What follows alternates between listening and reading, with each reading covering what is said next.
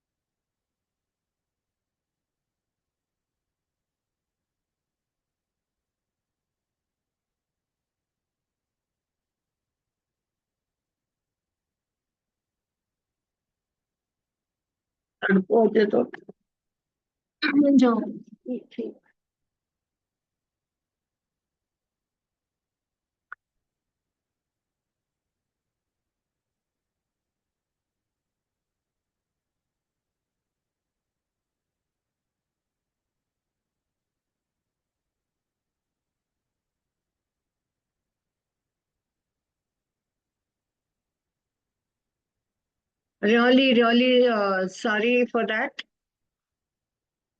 Suddenly, there is a flash of sunlight on me. So, apologies, but we'll start. And quickly, we will move to the chat box.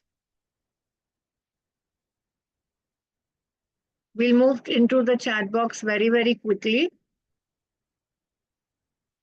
I think something's gone wrong again on the sharing.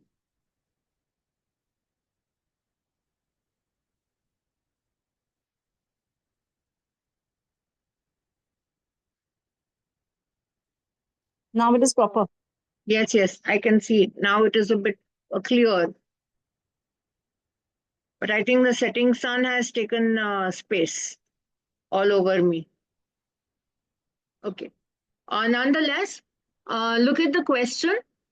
A teacher notices that a student with dyslexia is struggling to read aloud in the class. And the student often becomes anxious and avoids participating. So, what is the most appropriate initial step the teacher should take? Now, in the chat, you can quickly put in A, B, C, and D.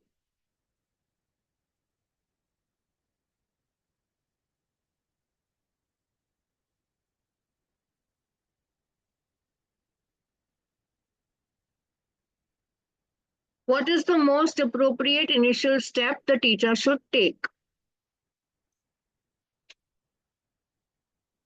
Yes, I think I saw something come in the chat, but again, it's all disappeared. Yes. So we have a variety of answers coming in into the chat, and I really enjoy it. But yes, we would take on the answer as C. Serious apologies for this. Something is going wrong.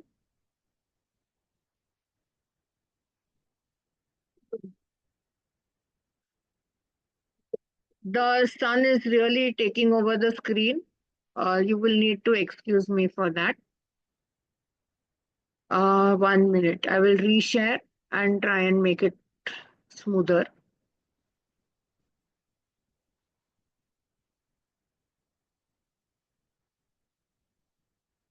Yes, I think it is still visible to us. And the correct Yes, ma'am. answer, yes, the correct answer is C. And why would we say C? Because we are going to understand when we call the child out for a private meet, we are going to understand the specific needs, why there is anxiety in the child. The conversation allows the child in the private to open up and to speak and to understand.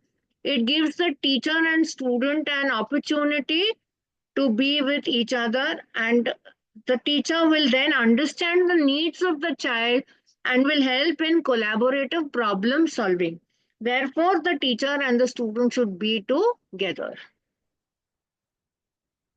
Now look at this second situation. A classroom includes a student with ADHD who frequently disrupts the lesson by calling out and fidgeting. Which classroom management strategy would be least effective in supporting this student?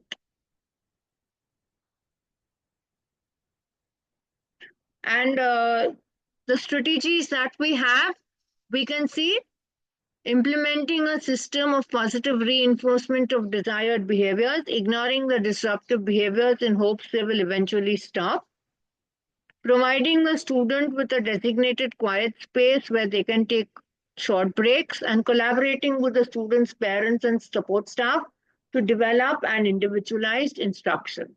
You can mention A, B, C, or D. Keep in mind, we are looking for the least important strategy. The chat doesn't seem to be moving today. Nobody wants to write anything.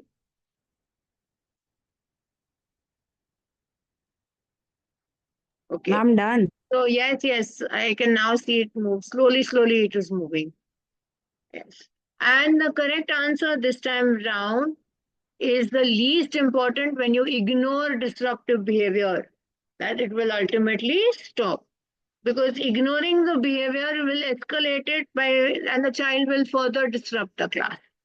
So when you ignore such behavior, it's going to add to the disruption. Therefore, it is least important. Situation 3, a school is committed to inclusive education. They have students with various disabilities, including some who use the wheelchair.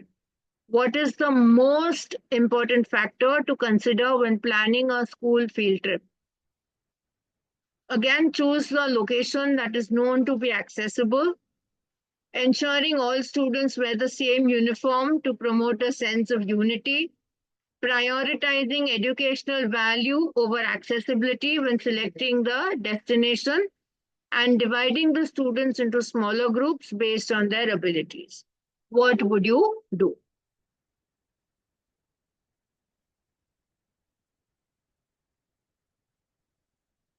Yes, absolutely.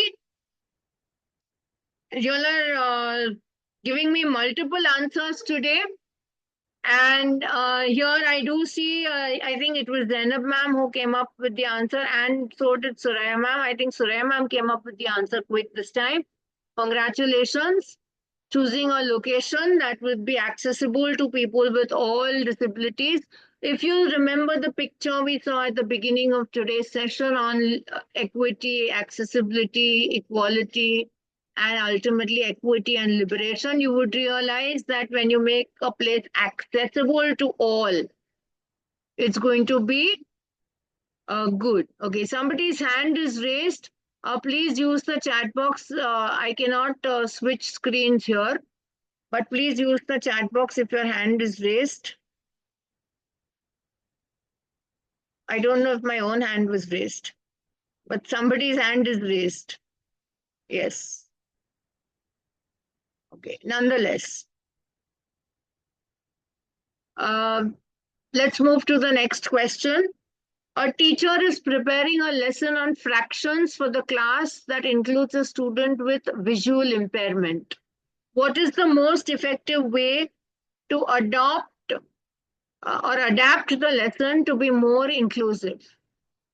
So you have a visually impaired student, and what is the most effective way to adapt the lesson to be more inclusive? Either you solely rely on visual aids because they are the most common way to teach fractions.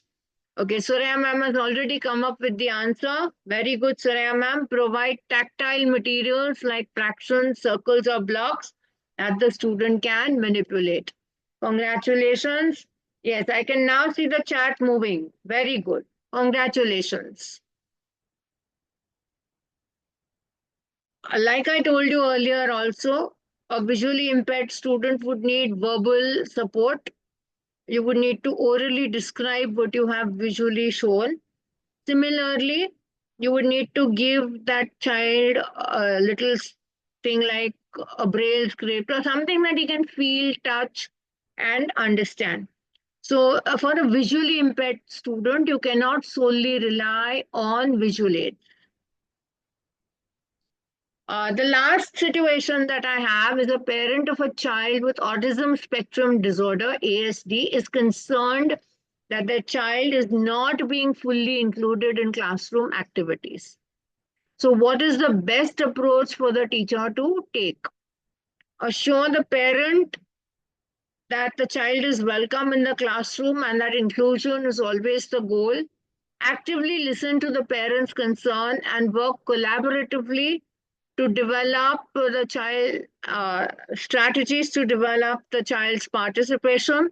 Explain to the parent that it's difficult to fully include every child in every activity and suggest that the parent considers homeschooling as a more suitable option for the child.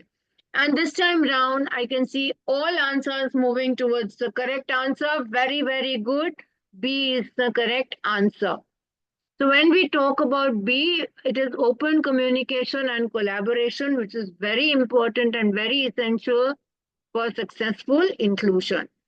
The teacher should listen empathetically to the parents' concerns and work together to create a plan that addresses the child's specific needs and promotes participation in the classroom. And dismissing the parents' concerns and suggesting homeschooling is not supportive or inclusive in the classroom. So, with this, if you have any questions, you have any comments or a doubt, please feel free to mention it in the chat box. I will be very happy to take it and help you out.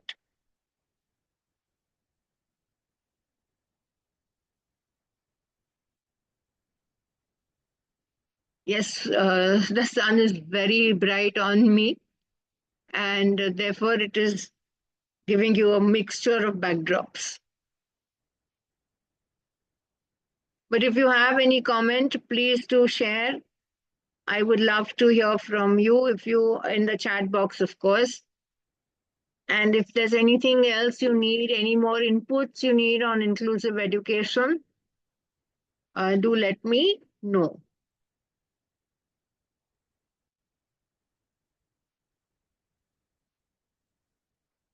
Okay. So thank you